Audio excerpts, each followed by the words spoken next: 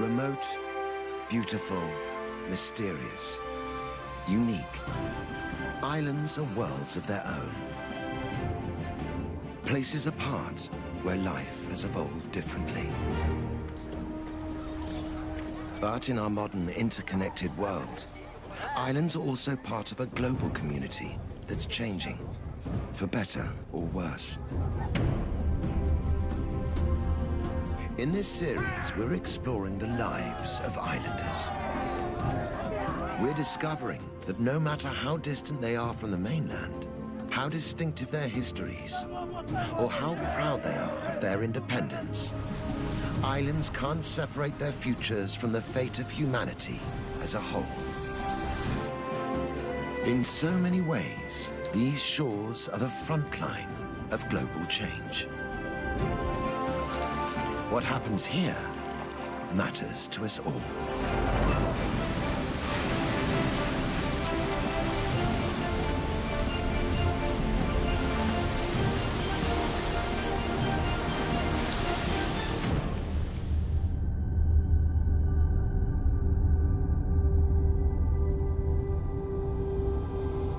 Amid the vast expanse of the South Pacific, isolated by the endless blue, is the Republic of Fiji.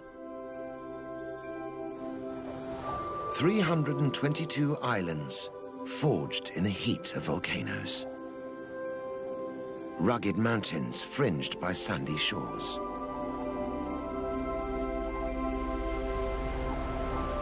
Behind the shelter of its coral reefs, Fiji nurtured a vibrant and unique way of life.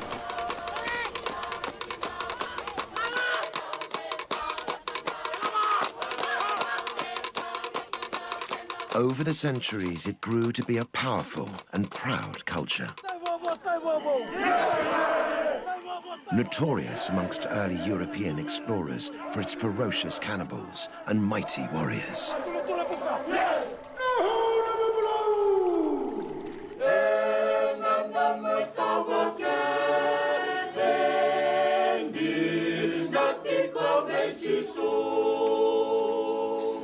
When the British imposed their rule, they brought Western ways and Christianity. They also brought waves of immigrants to farm fertile fields of sugarcane.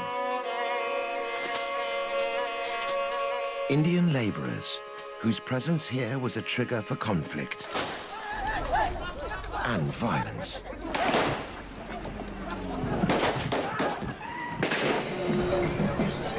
Today, an uneasy peace reigns.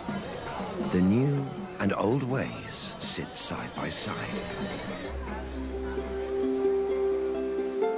And the latest arrivals are tourists for whom Fiji's islands are a tropical paradise.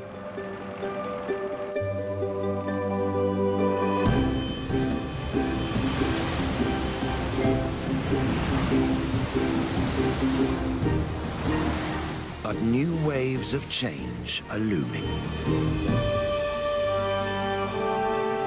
They're threatening to turn this idyll from playground to battleground.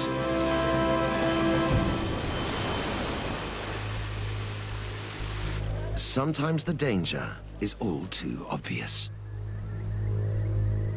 But for those who know where to look, the effects can also be seen in the depths of the forests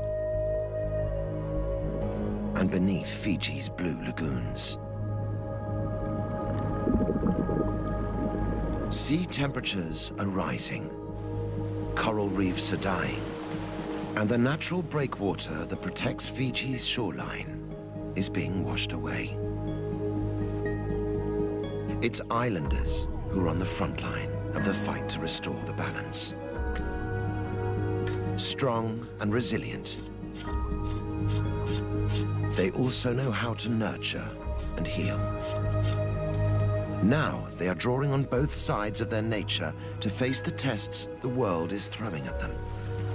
Will it be enough to keep this paradise sunny in the teeth of the gathering storm?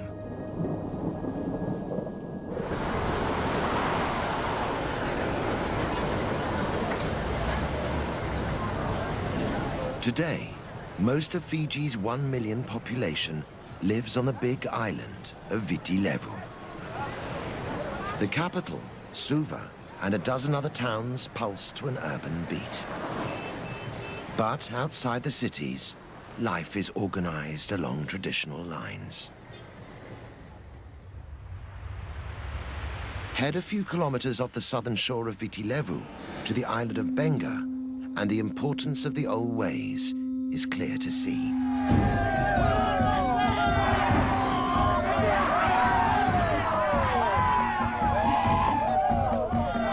Here, ancient rituals evoke a pre-contact, pre-Christian world.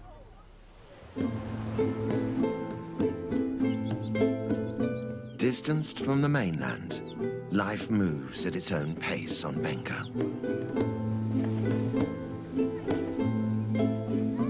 Underpinning this modern-looking village is a unique way of life, where ancient traditions still survive.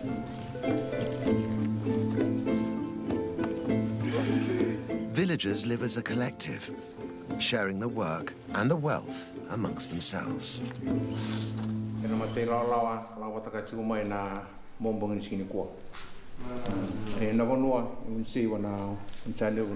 They are led by this man, Tuvalu.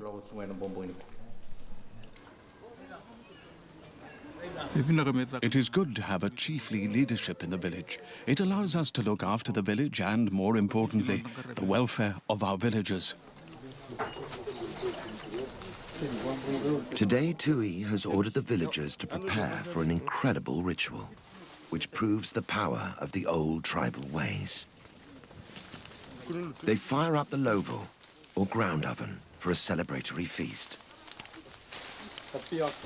Every family has a specific role to play. But the ritual preparing of the feast isn't just about nourishing the body. It's one of the ways in which village children are taught to respect their tribal traditions. For Tuvalu, it's crucial to ensuring the old ways survive. It's important to teach them the right protocols, how to behave, and the different roles they must adopt in the village. But across the ocean, winds of change are blowing towards Benga. I think the Western way of living in Suva has a negative effect on our lives. It's easier to look after the village when there is one way of life and everyone is united. One custom that Tuvalu is determined to safeguard is Vila Vila Irevo, or literally, jumping into the oven. We know it as firewalking.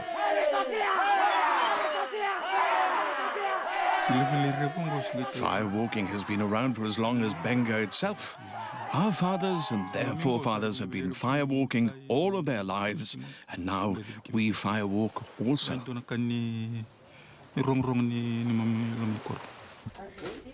Firewalking is just for men, but everyone's involved in weeks of preparations. For the performers, getting ready for the ritual requires certain personal sacrifices. There are a few taboos. The most important is that the firewalkers must not sleep with their wives for 4 nights beforehand, and they can't eat coconut or burnt foods either. Before the firewalking, a ceremonial meke evokes the Sau tribal spirit.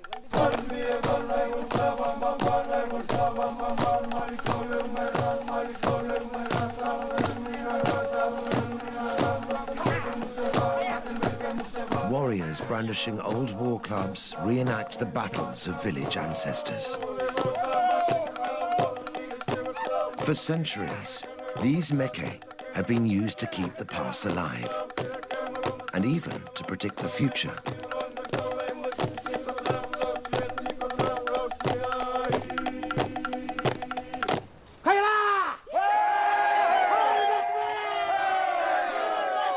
The priest starts the ritual, calling the firewalkers to prepare the flaming pit.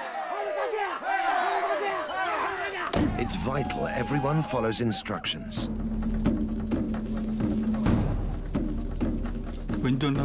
If someone breaks the rules or taboos, they will get burnt. They can be bedridden for 4 months and must be nursed at home until the burns heal. Finally, the pit is ready.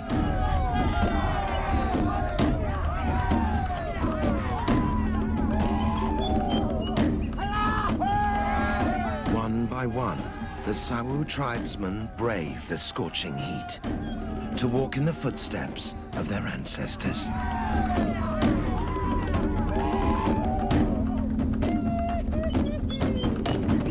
They finish unscathed, the honor of the tribe upheld.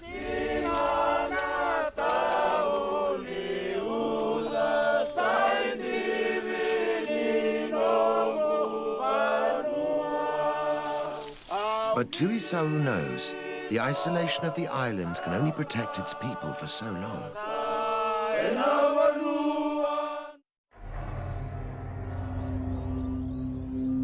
Dark clouds are gathering on Benga's horizon.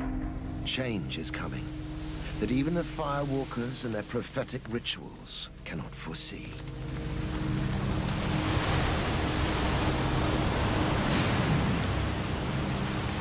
It won't be the first time waves of unexpected change have washed over these islands.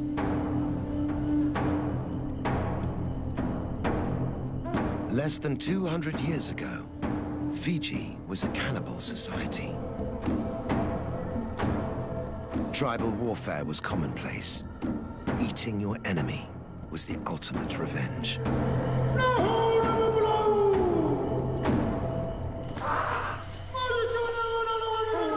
Christian missionaries from Europe set out to rid the islands of cannibalism.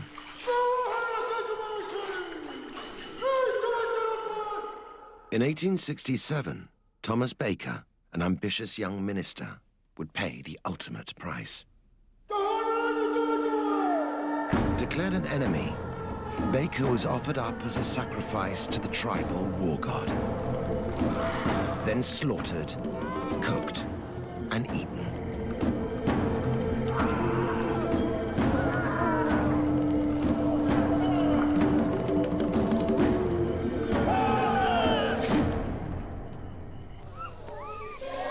But Baker's sacrifice was not in vain. Violent Pacific traditions were tamed by Christianity. And today Fijian Christians regard the old days as Naguana ni Tevoro, the time of the devil. When Christianity came to Fiji, the missionaries were eaten. But people have seen the power of God and the gospel. It has taken away cannibalism and warfare. Asanatha Vikana is a Sunday school teacher in Nialwa village in the north of Fiji's main island, Viti Levu. She's one of some 280,000 Methodists in Fiji.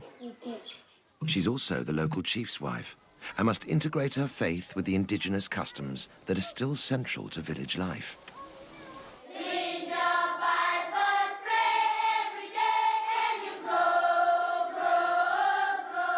Christianity came to Fiji as a foreign religion and had to deal with the traditions and the people it found here.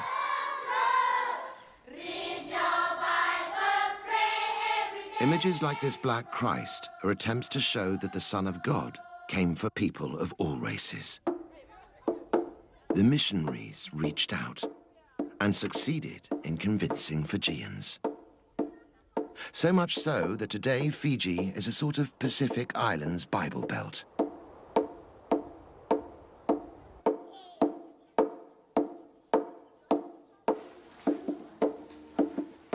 Although the days of tribal warfare are behind them, the villagers still have a tribal approach to worship. Christianity here is a real communal event.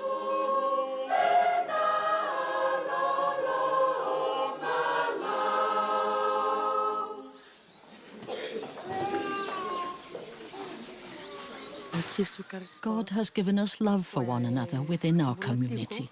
That's why our village is united. Also uniting the village is Asanatha herself. As the chief's wife, she shares his responsibility for the community's well-being. I am the mother of the village. If someone is hungry, it is my job to give them food. If someone comes crying, if there is a problem, it's my responsibility to provide them with what they need. In 2004, that responsibility inspired Asanatha to dream of big changes. Realizing Niawa's children had no access to nursery school, Asanatha started the region's very first kindergarten.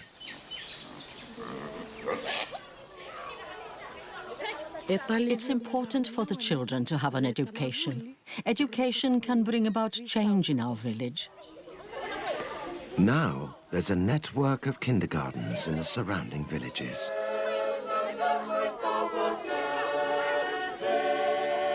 Throughout her campaign, it's been Asanatha's faith that sustained her.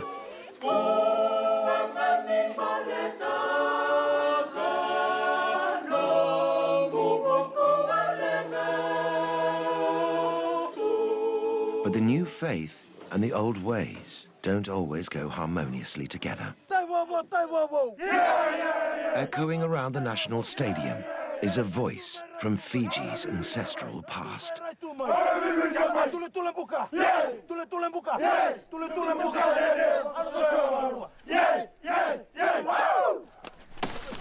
The Thimbi is an ancient war chant. These days it sends the Fijian rugby team into battle.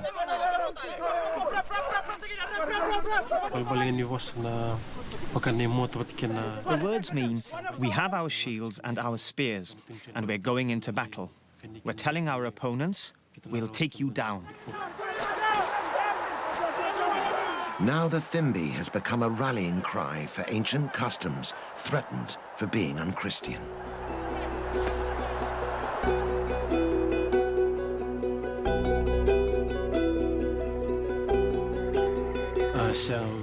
Our elders have been dancing the Thimbi since their time, and now we're doing it. It's been passed down to us. Sireli Nakalavuki performed the Thimbi in over 20 matches. The Thimbi makes you feel strong as you prepare for battle. It psychs you up, ready for the game.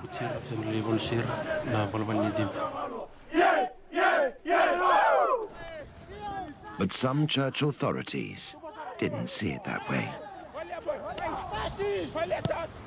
In 2009, they declared the old war chant ungodly. With the support of the team pastor, they demanded a ban. Under heavy pressure, the team broke a 70-year tradition. They dropped the Thimbi ahead of a big international game. Whether or not they angered their old gods, the team were badly defeated.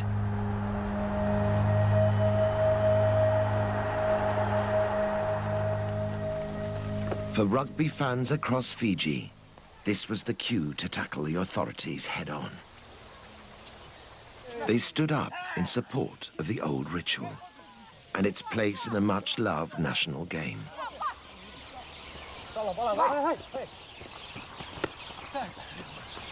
Like Christianity, rugby was brought here by Europeans, and it's been passionately embraced. Rugby is slowly becoming a religion in Fiji. There's a lot of support and encouragement for rugby in the villages.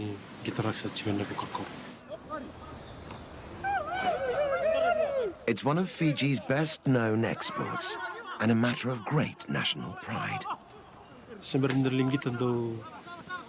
Before I play a match, my parents urge and encourage me. Go and show the world that you are a good rugby player and bring success to Fiji. Eventually, those calling for the return of the Thimbi were heard. The rugby union stood up to the Christian objectors and reinstated the old war chant. Before each game, its battle cries echo once more, carrying Fiji's pride in its tribal past around the world.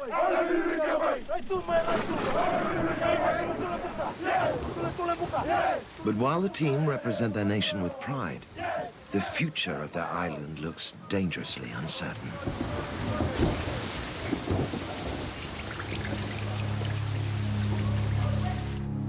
Tides of change are threatening to wash away the land which inspires such patriotism. Fiji and the whole world is feeling the effects of climate change. A big factor on the island is the El Niño weather pattern. When warm sea currents and trade winds weaken or change direction off the South American coast, El Niño can cause dramatic variations in weather. In Fiji, it's happening more and more frequently. Extreme droughts and severe storms ravage the land. Beneath the waves, the destruction continues. Warming seas are killing the algae that sustain the great coral reefs. It's these reefs that stand between the tempest of the Pacific and Fiji's vulnerable coastline.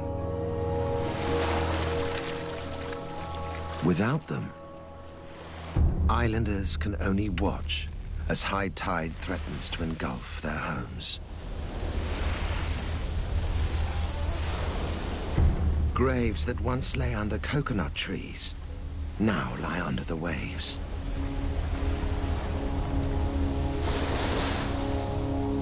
History is being washed away.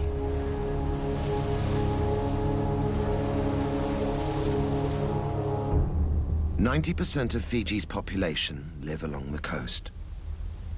Many are wondering if it's time to head for the hills.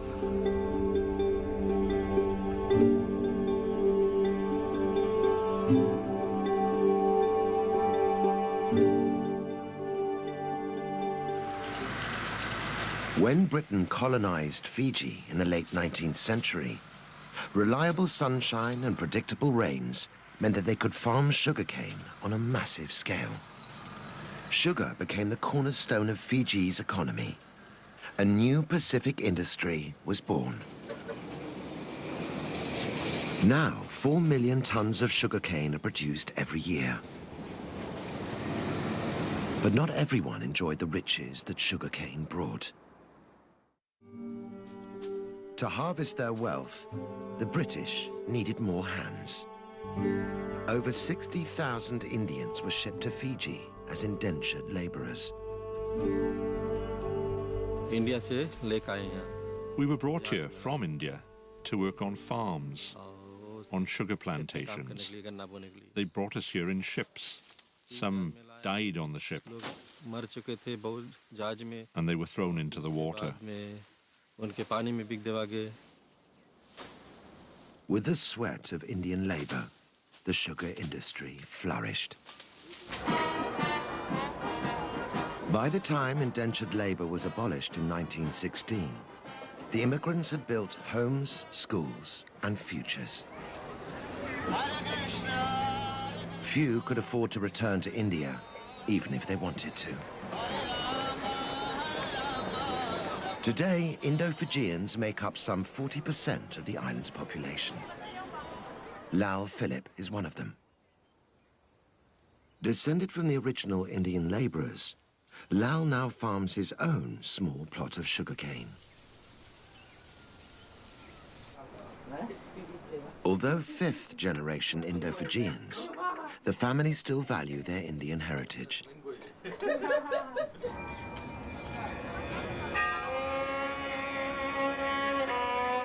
Their Indian spirituality has taken root in their adopted homeland.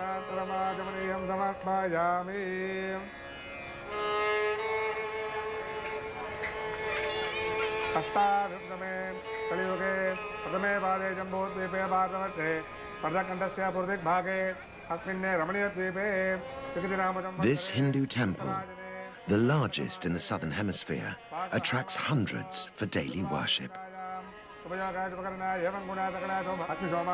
Its presence signifies the part Indo-Fijians now play in the life of the island.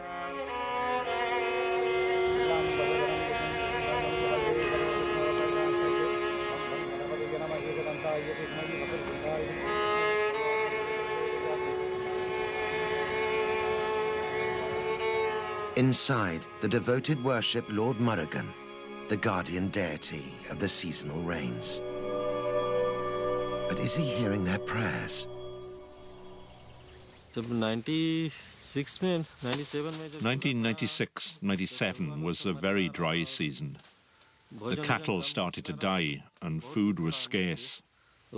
It was very difficult. We thought that we might not survive the drought.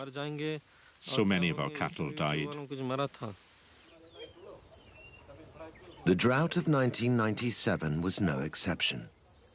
Records show that over the past 20 years, Fiji has been more drought-prone than ever before. It used to rain in December, January, February. Now we don't see rain, and it's too dry. Without rain, the sugarcane doesn't grow well, and the crop yield decreases day by day. The country is facing hard times.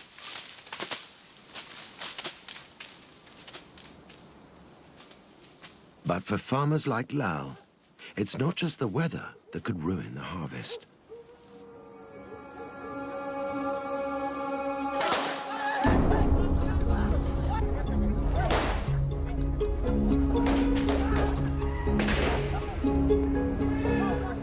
Years of political instability have rocked this island republic.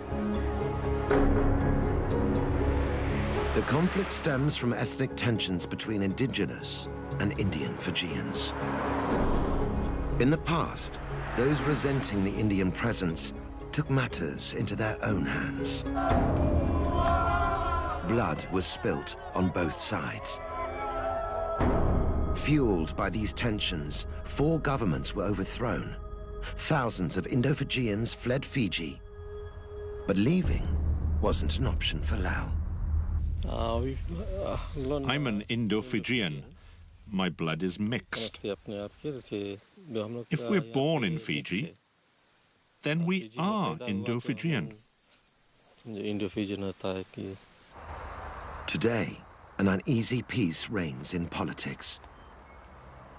But the battle to protect these islands from the El Niño effect goes on. Droughts aren't the only problem. Extreme storms also threaten livelihoods. Satendra Philip is another member of Lal's family. He harvests his crop from the sea.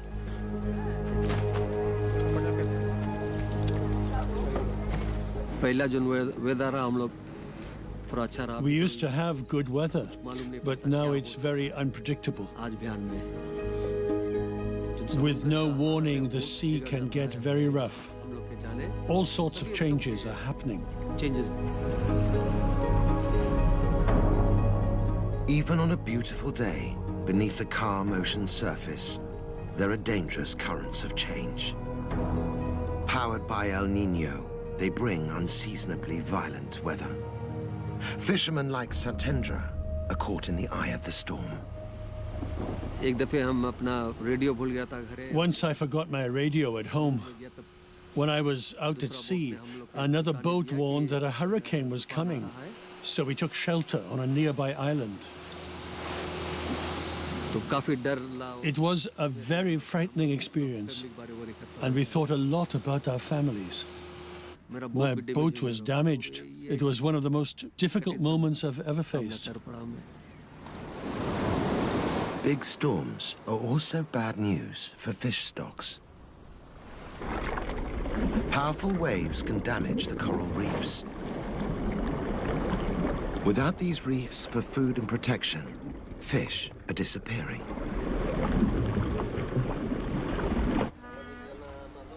Outside the cities, half of all households depend on fishing.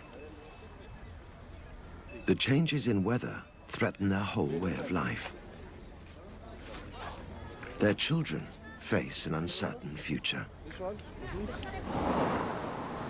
If the extreme weather continues, it's not just the farmers and fishermen that will be affected. So too will Fiji's tourist industry. Each year, 500,000 visitors arrive looking for their own castaway paradise. Romance, adventure, culture. Fiji has it all.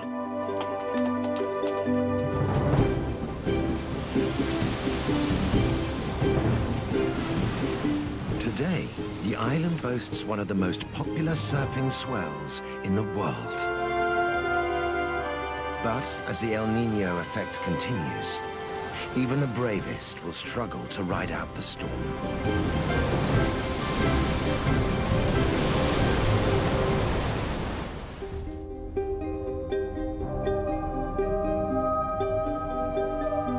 Inland, there's a different landscape at risk.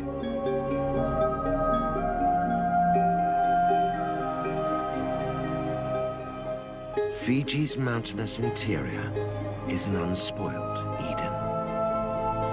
Imposing cliffs conceal rare orchids. Tropical rainforests hide a lush diversity of life.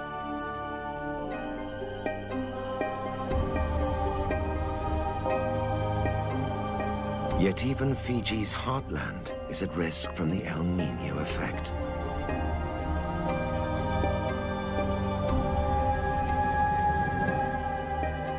An increase in extreme weather is causing vast landslides and devastating floods.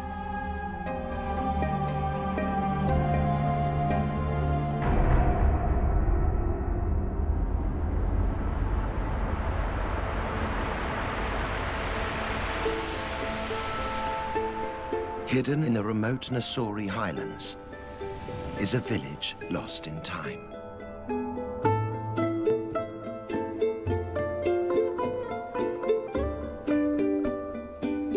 Navala is a Fijian village in the most traditional sense.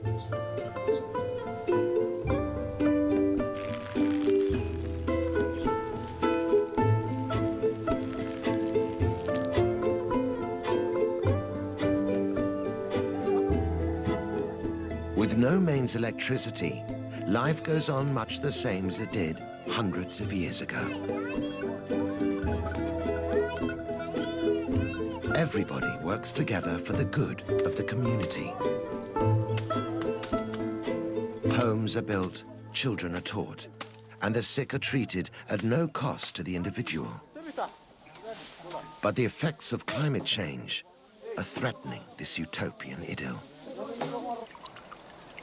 Mili Sura is medicine woman to more than 500 villagers. She comes from a long line of traditional healers.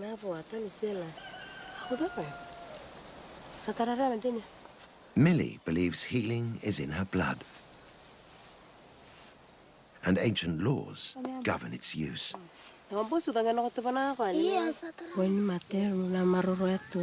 I keep my knowledge of medicine making a secret.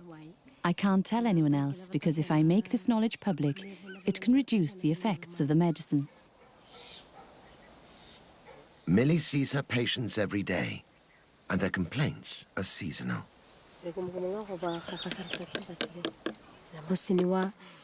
In this current weather, we mostly have cases of toothache and people suffering from colds or intestinal pain. This patient has an abscess. Using herbal remedies, Mili can offer pain relief and a natural antiseptic.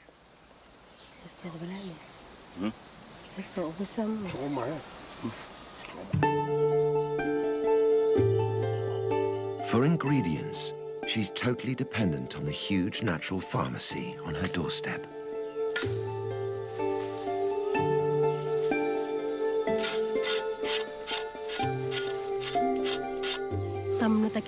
You have to walk far to reach some medicines, while others grow in hard-to-reach places like on cliffs or the top of a mountain.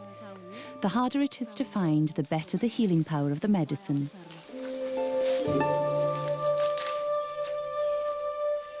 These days, Millie's remedies are in great demand. The change in weather brings with it numerous infections. At times like this, lots of people come to ask me for medicine. People here have come to understand how the plants and herbs which grow around them can keep their families healthy. In Millie's hands, this wisdom can be released to heal a new generation. Take a mango tree, for instance. It can be used in lots of ways. It can be scraped and mixed with hot water and salt for gargling. And it can also be drunk to treat diarrhea.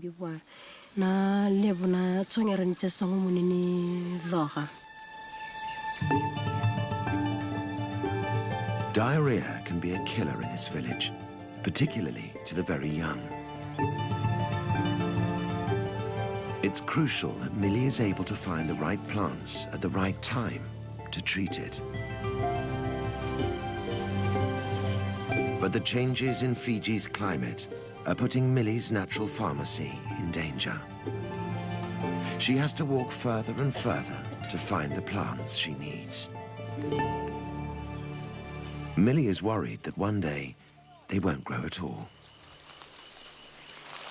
It's been very dry and windy. It hasn't rained for a while now. Many plants and trees thrive in wet conditions, and too much heat can destroy some medicinal plants. The whole island seems to be sending a message that the balance of life here is changing. Since the dawn of time, it's the sea that has kept the equilibrium. As powerful waves sculpted the landscape, life on Fiji evolved in sync with the swell. But the tide is turning.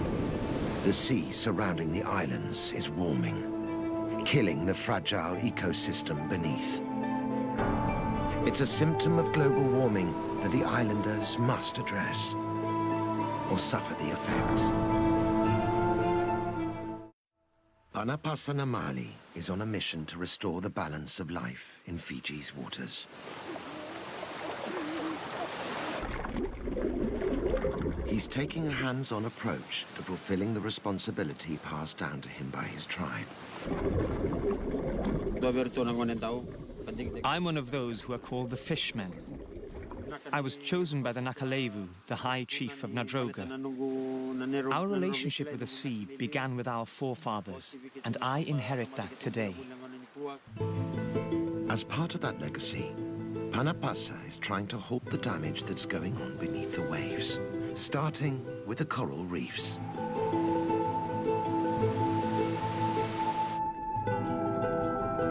These reefs shield the island by absorbing the force of the powerful Pacific waves.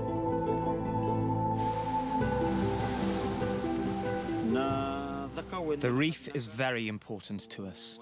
I'm witness to this. During bad weather like cyclones and tsunamis, the reefs protect us from the effects. The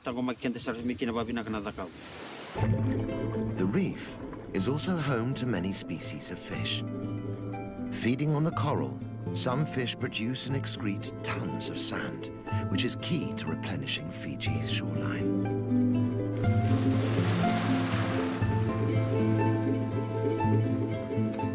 But this delicate ecosystem is being washed away. Under the heat stress of warming seas, Fiji's coral reefs are dying. In some parts of the Pacific, 80% of living reefs have been lost.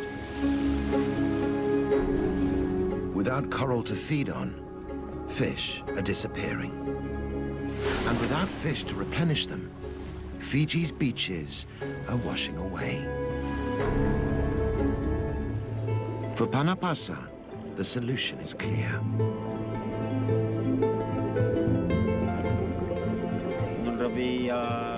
The relationship between the fish and the sea needs to be revived. We need to restore life to the waters. One way to bring back the balance is to restore the coral reefs. On the island of Moturiki, villagers are doing just that. They've started to farm coral on a scale that could make a difference. Using artificial trays to grow cuttings of wild coral, they hope to bring their reef back to life.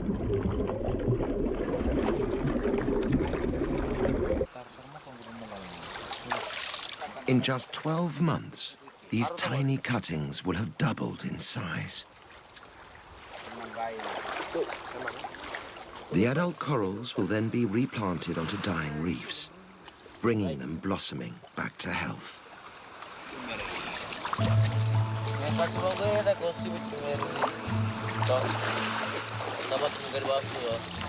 By renewing the reefs, these islanders are helping build a sustainable future for Fiji.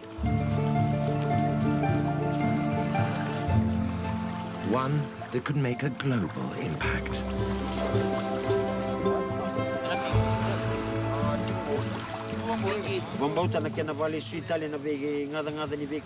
I believe that if we keep making efforts to give back, to renew our water and our seas, our corals and our fish, our efforts will become known all over the world.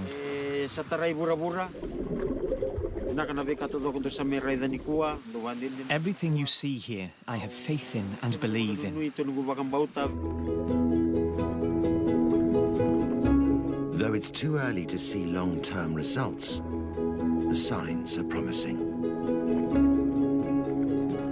The islanders have started the fight back against climate change in Fiji.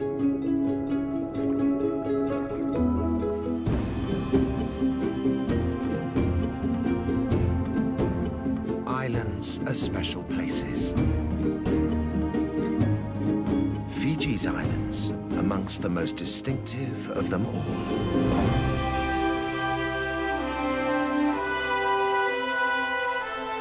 The postcard island paradise. This is the beauty that has carried Fiji's name far and wide. But if this was once a place where time stood still, now the islands are in their 11th hour. The isolation that preserved their ancient rituals no longer provides sanctuary.